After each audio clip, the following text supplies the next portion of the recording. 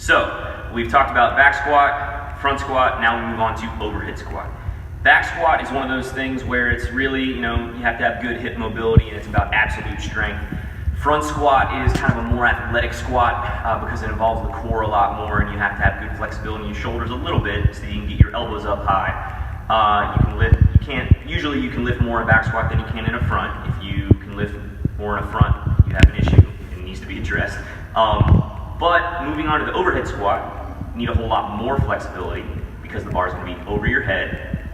And it also needs to be addressed a little bit differently so that you can get it overhead. So, when pulling from a rack, you have a couple different ways you can do this. So what I like to do when approaching the bar is get my hands to where I'd like them to be to put it over my head to get ready for the overhead squat.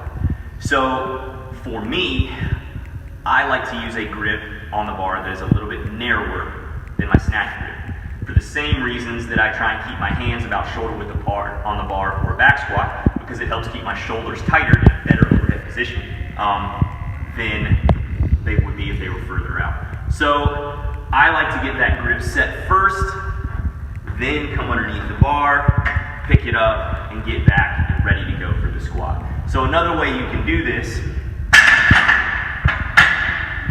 is just pick it up like you would for a back squat, then move your hands out, and then you're ready to go.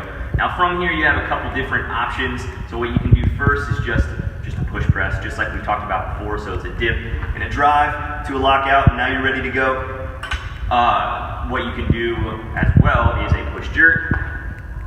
It should allow you to pop a little bit more weight overhead because you're pushing yourself underneath instead of just having to press it out with your shoulders.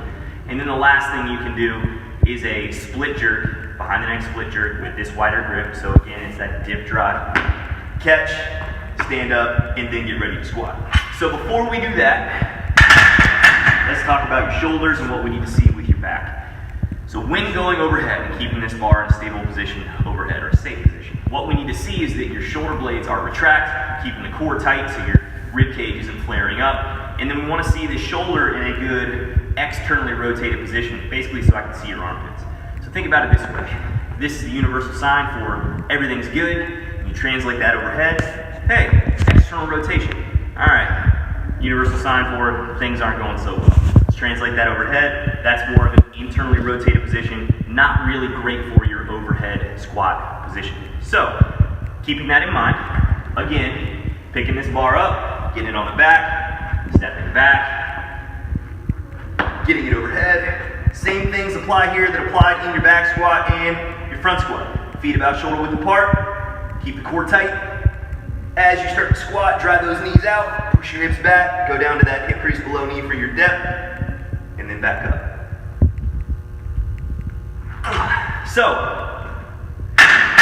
something to think about here as you squat is what you do not want to do is just lean forward and push the bar back. You actually want to keep the bar about right over top of the back of the head and keep your torso as vertical as possible. This is a healthier position for your spine and your shoulders, but that is